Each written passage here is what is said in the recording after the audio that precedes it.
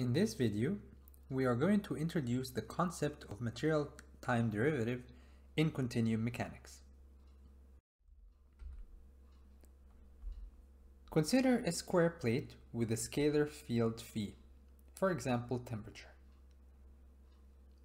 Let's assume that as time evolves, the plate deforms and its temperature changes as well.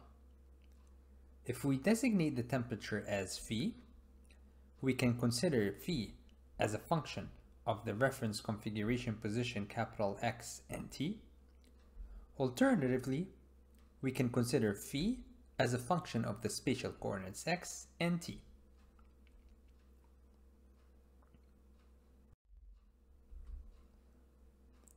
In continuum mechanics, we are often concerned with the variation of the fields at a specific material point, at a specific constant capital X.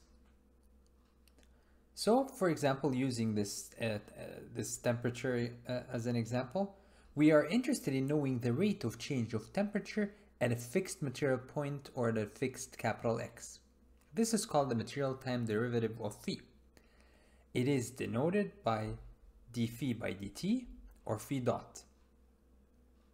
It's equal to, if we consider phi as a function of small x and t, it is equal to partial phi by partial t plus partial phi by partial x multiplied by partial x by partial t. This last term is equal to the gradient of phi, or the dot product between the gradient of phi and the velocity. This gives me the variation of phi following a material point, given, or the variation of phi when capital X is constant.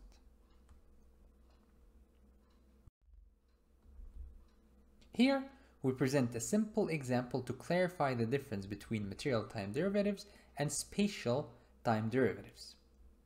Let's consider a tube having a varying cross-sectional area. The area is increasing, it's equal to 1 plus x.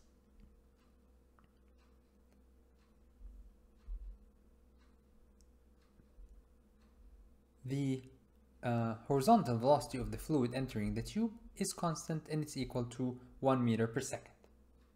The fluid is considered incompressible. We need to look at the acceleration of the particles. So here's a schematic of the tube, length L.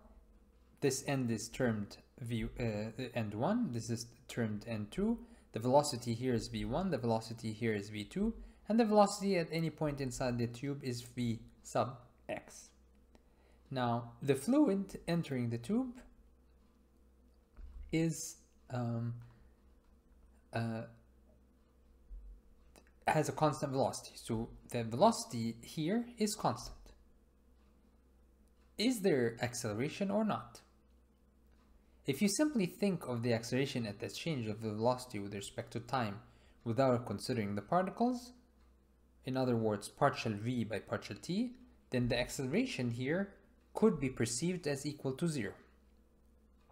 However, as the pipe has a varying cross-sectional area, the pipe is increasing in the area is increasing, it is expected that as the particles move forward, they are expected to slow down or have a negative acceleration. They are expected to decelerate.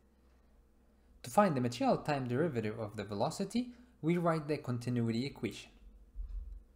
v1a1 equal to vxax equal to v2a2 equal to 1. Therefore, the velocity at any point x inside the tube is equal to 1 over 1 plus x. We can see that v is not an explicit function of time. Partial v sub x by partial t is 0.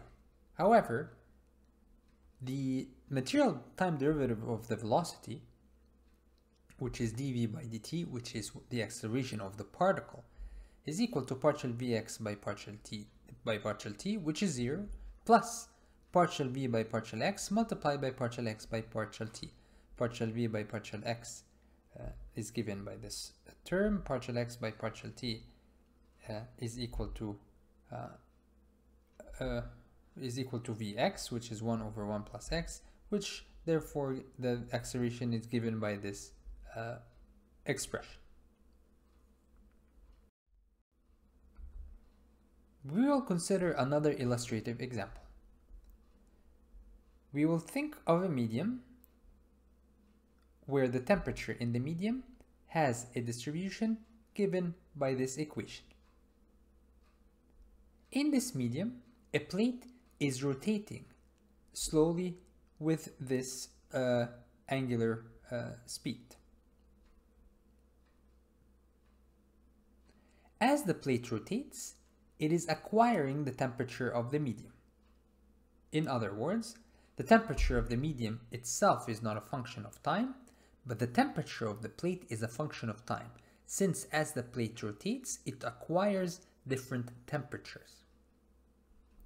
In order to find the material time derivative of the temperature, we first need to find the velocity of the plate. So, the position function is given by the rotation matrix Q as a function of the rotation angle omega, or the rotation speed omega. So Q is given by this matrix, and the new position is equal to this matrix multiplied by the reference position.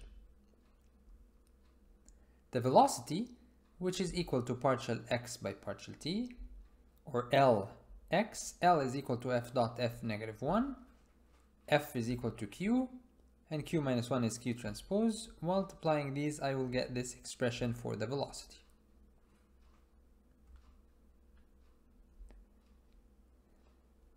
The spatial gradient of temperature is given by partial temperature by partial x small x1 gives me this, partial temperature by partial x2 gives me this term. So this is a vector with these two components.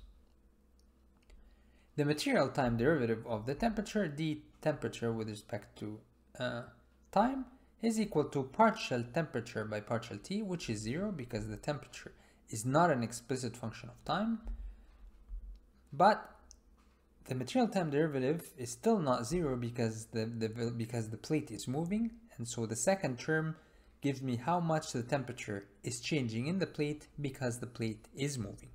So the gradient of the temperature, the dot product between the gradient of the temperature and the velocity of the plate. Here are some diagrams of the problem. The first row shows the velocity field of the plate at two different time points.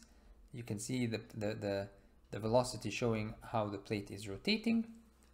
The second row shows the spatial temperature gradient.